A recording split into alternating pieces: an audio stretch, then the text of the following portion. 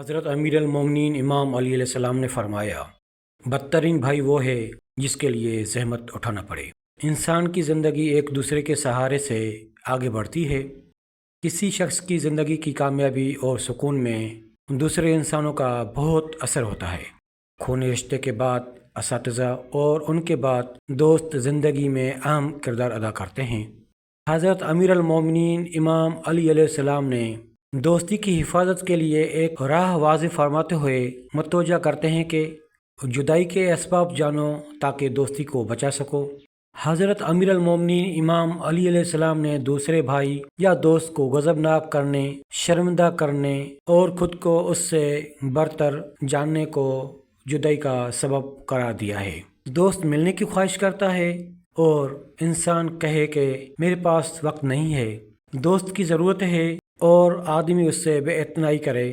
دوست سے اگر کوئی غلطی ہو گئی، اسے بار بار غلطی یاد دلا کر شرمندہ کیا جائے۔ دوست کسی چیز سے نفرت کرتا ہے اور وہی چیز بار بار دہرا کر اسے غصہ دلایا جائے۔ یہ وہ سب اسباب ہیں جو کبھی نہ کبھی دوستوں میں جدائی دلوا دیں گے۔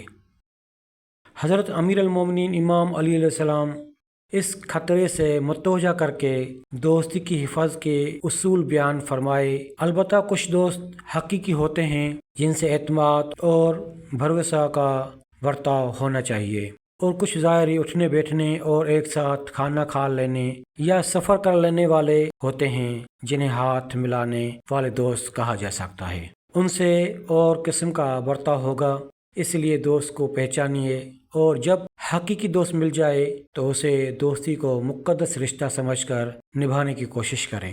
اگر آپ کو ہماری یہ ویڈیو اچھی لگے تو چینل کو سبسکرائب، لائک، شیئر اور کمنٹس ضرور کریں۔ شکریہ۔